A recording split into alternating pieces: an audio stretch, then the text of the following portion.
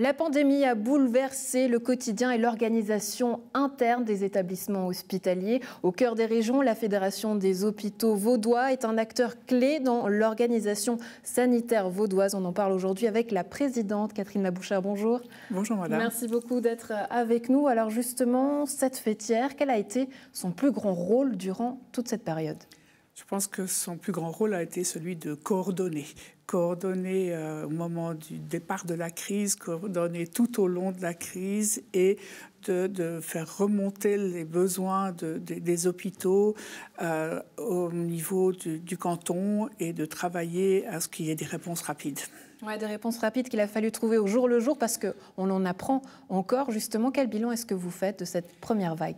Alors de la première vague, si vous voulez, le bilan que j'en fais, c'est que vraiment il a fallu se retrousser les manches à toute vitesse pour pouvoir mettre les choses en place le plus rapidement possible pour faire face à une situation exceptionnelle avec des cas qui arrivaient dans les hôpitaux où il y avait une logistique énorme et je vous le rappelle, il y avait un manque de matériel et puis il a fallu organiser aussi avec notamment la France l'arrivée des frontaliers, les possibilités pour parce qu'il y a quand même entre 30 et 40% de personnel frontalier qui est dans les hôpitaux de la région de la Côte, en tout cas, et il fallait qu'ils arrivent. Quand les frontières fermées, il faut des autorisations de sortie, de rentrée, toute une logistique pour les gens qui veulent rester sur place, etc.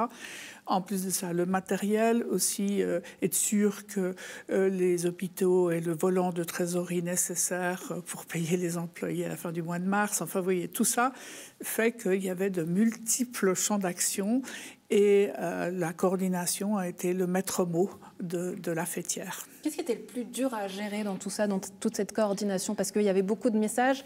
Parfois, on avait l'impression qu'ils se contredisaient aussi. C'était quoi le plus difficile ? Oui, je pense que surtout, dans ce genre de choses, il faut garder la tête parfaitement claire et froide en disant mettre les priorités. Quelles sont les priorités pour qui, comment ? Parce qu'il est vrai que chacun des hôpitaux, évidemment, il y avait des tensions plus fortes dans certains que d'autres parce qu'il y avait plus d'arrivées de patients. Comment faire ? Comment les coordonner entre eux ? Comment imaginer aussi la suite ? Donc, je pense, en gros, si vous voulez un mot, c'est de se dire tout est possible. Mais dans le cadre du possible, qui a besoin le plus rapidement d'effets pour pouvoir prendre en charge au mieux les patients ? Parce que c'est ça qui est important. La logistique, elle est faite pour le bien des patients. Alors évidemment, vous voulez un message rassurant et calme, posé. Vous appelez à la responsabilité des gens sans les affouler. Mais vous dites pourtant avoir perdu le fil le 23 octobre. Je vais y arriver. Qu'est-ce qui s'est passé ? Parce que dans la première vague, tout le monde cet été s'est dit tant mieux, ça se calme, les cas descendent, c'est parfait, etc. Et puis, à la fin de l'été, les cas ont commencé à remonter. Mais on disait, bon, on a suggéré des cas plus nombreux. Et tout d'un coup, ça a été exponentiel. Et quand c'est exponentiel, mais vous perdez le traçage. Et vous ne savez plus véritablement où sont les gens qui sont malades, comment arriver à pouvoir les isoler, voire les mettre en quarantaine, tous. Et puis évidemment, après, les cas augmentent pour arriver à vraiment, le 2 novembre, à 1600 cas par jour dans le canton, ce qui était énorme quand on sait que le seuil épidémiologique est à 200. Du coup, ça peut paraître un peu inquiétant pour la suite parce qu'on sait qu'aujourd'hui, les choses sont sont à flux tendu. Cette deuxième vague, là, la réouverture des commerces, des activités, Noël, on va se retrouver en famille. Donc, comment être optimiste dans tout ça ? Parce qu'on sait que forcément, ça va recommencer. Alors écoutez, moi je crois qu'il ne faut pas passer un message vraiment qui soit catastrophiste parce que les gens n'y croient pas. Et puis, ce n'est pas responsable non plus. Moi, j'en appelle à la responsabilité des gens pour les gestes barrières. Ce n'est pas très compliqué. Le masque, le gel, les distances sociales. Si tout le monde joue ce jeu-là, on voit bien, avec les mesures qui ont été prises ces derniers temps, les cas baissent. Et après, évidemment, les hospitalisations vont baisser. Pourquoi ? Parce qu'on sait toujours qu'il y a un temps de latence entre le fait d'être un cas positif et les cas qui arrivent dans les hôpitaux. Et puis quand ils sont dans les hôpitaux, généralement, ils restent longtemps. Donc en fait, c'est pour ça que les hôpitaux sont encore très très pleins maintenant. Et que si on ouvre trop vite et qu'on se laisse aller alors qu'on est dans une période d'hiver, où on est beaucoup plus confiné que l'été, évidemment les cas vont réaugmenter, donc les mesures seront plus sévères. Donc, prudence, mais pas catastrophiste, parce que les gens doivent vivre. Et je pense que c'est assez normal qu'on puisse avoir besoin de relations sociales, mais mesurées et en respectant les consignes. Votre avis sur le vaccin ? Alors, mon avis sur le vaccin, elle est positif, pour autant que ce soit accepté, qu'il n'y ait pas d'effets secondaires confirmés. On ne connaît pas encore la durée de protection. Et puis, je rappelle aussi une chose, c'est que pour vacciner, même s'il n'y a que la moitié de la population vaudoise qui décide de le faire, c'est 400 000 personnes, avec 2 injections chaque fois. Ça veut dire 800 000 injections. Et il faut du personnel qualifié. Il faut du personnel pour traçage, il faut du personnel des hôpitaux. Est-ce qu'aujourd'hui, justement, les hôpitaux ont la capacité d'accueillir tous ces vaccins et de les administrer ?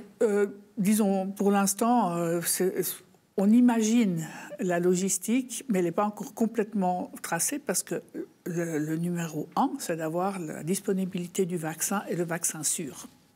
Alors, de manière plus personnelle, vous terminez vos fonctions tout prochainement, vous remettrez vos fonctions en avril. J'imagine que tout ça, c'était aussi une sacrée challenge. Vous avez beaucoup appris, mais c'est votre expérience qui vous a aidé, j'imagine. Écoutez, je pense que l'expérience et la connaissance du terrain m'ont permis de garder le calme aussi, parce que quand vous arrivez dans une fonction, vous ne connaissez pas les choses, et bien évidemment, c'est beaucoup plus stressant. Moi, je connaissais quand même l'habitude, j'ai un très très bon secrétariat général, je sais que le personnel, les médecins, toute la logistique dans les hôpitaux, c'était des gens sur lesquels on pouvait compter.